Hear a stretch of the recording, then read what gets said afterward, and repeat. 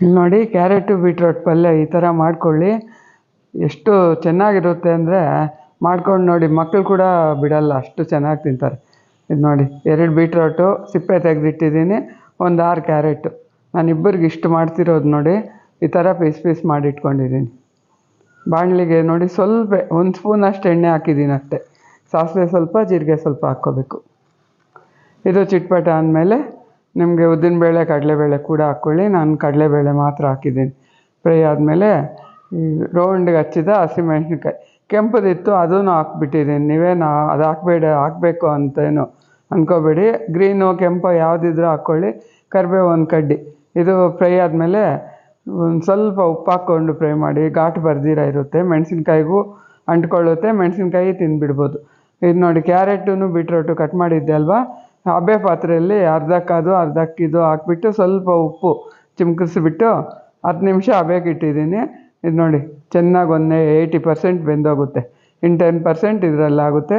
ಆಗದಿದ್ರೂ ಪರವಾಗಿಲ್ಲ, ತಿನ್ನೋಕ್ಕೆ ತುಂಬ ರುಚಿ ಇರುತ್ತೆ. ಇದು ನಾನು ಮೆಂತ್ಯ ಚಪಾತಿಗೆ ಮಾಡ್ತಾಯಿದ್ದೀನಿ.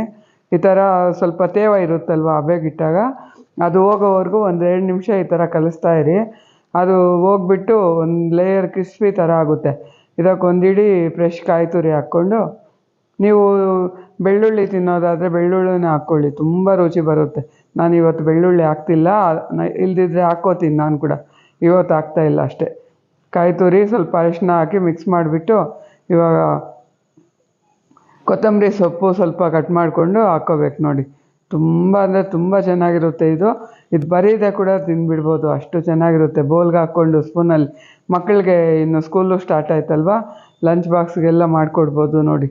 ಖಾರ ಕಮ್ಮಿ ಹಾಕಿ ಮಾಡಿಕೊಡಿ ಮಕ್ಕಳಿಗಾದರೆ ಚೆನ್ನಾಗಿರುತ್ತೆ. ಇನ್ನೂ ಮಕ್ಕಳದ್ದು ರೆಸಿಪೀಸು ತುಂಬ ಮಾಡ್ತೀನಿ, ಡೈಲಿ ಬಾಕ್ಸ್ಗಳಿಗೆ ಹಾಕಿ ಕಳಿಸೋ ಹಂಗೆ. ನಾನು ಗೋಧಿ ಹಿಟ್ಟು ತಗೊಂಡು ರುಚಿಗೆ ಬೇಕಾದಷ್ಟು ಉಪ್ಪು, ತುಂಬ ಜಾಸ್ತಿ ಹಾಕೋದು ಬೇಡ ಬಿಡಿ.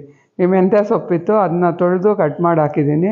ಮಿಕ್ಸ್ ಮಾಡಿಬಿಟ್ಟು ನೀರು ಹಾಕ್ಕೊಂಡು ಒಂದು ಹದವಾಗಿ ಸ್ವಲ್ಪ ಸಾಫ್ಟಾಗಿ ನೋಡಿ ಈ ಥರ ಕಲಸಿ ಇಟ್ಕೋಬೇಕು. ಈ ಪಲ್ಯ ಎಲ್ಲ ಫುಲ್ಲು ಫ್ರೈ ಆಗೋದ್ರೊಳಗೆ ಸ್ವಲ್ಪ ನೆನೆಯುತ್ತೆ.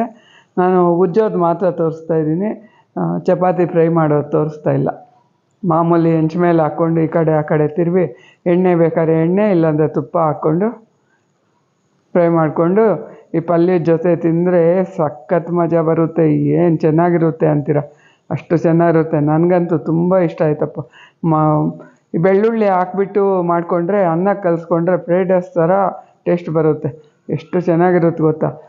2 ಚಪಾತಿಗೆ ಒಂದಷ್ಟು ಜಾಸ್ತಿ ಪಲ್ಯ ತಗೊಂಡು ತಿನ್ನಿ, ಇಲ್ಲ ಒಂದೇ ಚಪಾತಿ ತಿಂದರೂ ಪಲ್ಯ ಜಾಸ್ತಿ ತಿನ್ನಿ, ತುಂಬ ಚೆನ್ನಾಗಿರುತ್ತೆ. ಮಕ್ಕಳಿಗೂ ಮಾಡಿಕೊಡ್ಬೋದು, ಮಾಡ್ಕೊಂಡು ನೋಡಿ.